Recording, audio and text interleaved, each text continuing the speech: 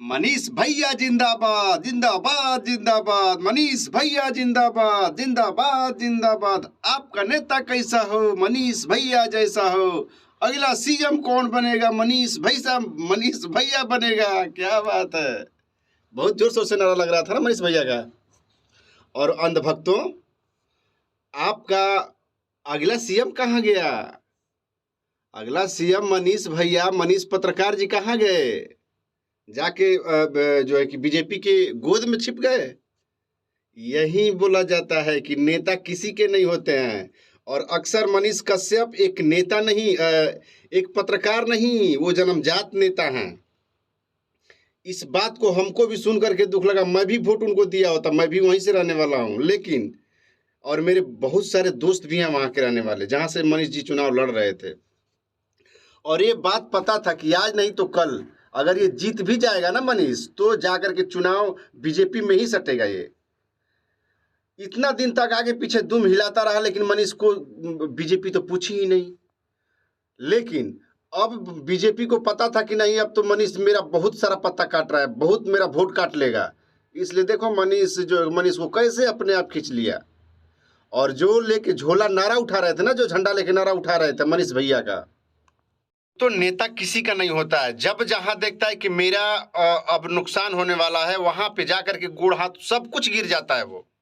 जैसे मनीष कश्यप पे कितना लोगों ने मतलब अपना भरोसा जताया था। मनीष कश्यप को चंदा दे रहा था चुनाव लड़ने के लिए, और मनीष कश्यप वहां से निर्दलीय प्रत्याशी की तरफ रूप में जीत भी जाता और अपने जनता के भरोसा पे कायम रह करके उनका हर एक समाधान भी करता। लेकिन ऐसे चितबदला व्यक्ति पे कौन भरोसा कर सकता है? आप लोग बताओ।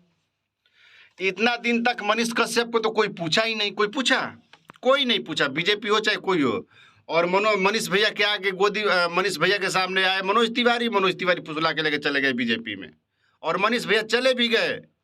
इतने लोगों का वादा तोड़ करके चले गए। आप लोग खुद विचार कीजिएगा दोस्तों कि क्या मैं सही बोल रहा हूँ या गलत बोल रहा हूँ।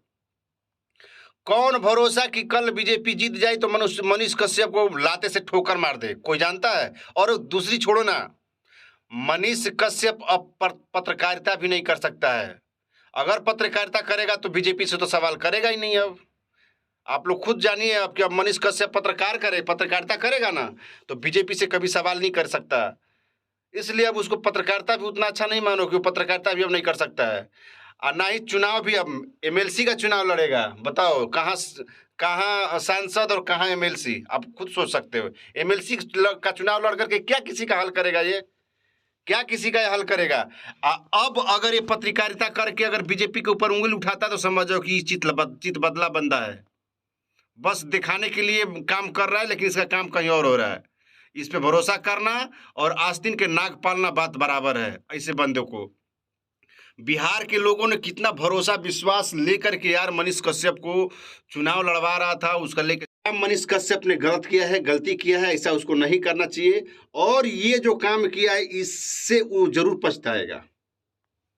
टारगेट करने वाले किसी एक बंदे को और उसके नाम के पीछे अपना नाम जोड़ करके और स्टार बन जाना और सोशल मीडिया पे छा जाना, ये तुमको बहुत भारी पड़ेगा मनीष कश्यप। मैं भी तुम्हारा बहुत फैन था, बहुत ज़्यादा फैन था, लेकिन हमको उम्मीद भी नहीं था कि तू जाकर के बीजेपी के गोद में इस तरह झूल जाएगा। नहीं पता था।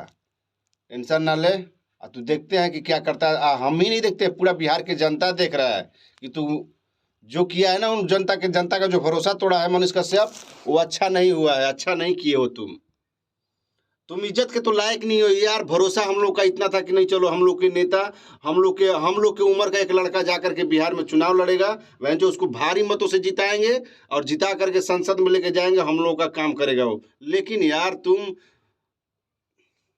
जय हिंद दोस्तों। बाकी इस वीडियो को ज़्यादा से ज़्यादा शेयर करो, कमेंट करो, और मैं क्या गलत बोला हूँ क्या सही बोला हूँ वो भी कमेंट करके बताओ कि क्या मैं सही बोला हूँ या गलत बोला हूँ। जय हिंद।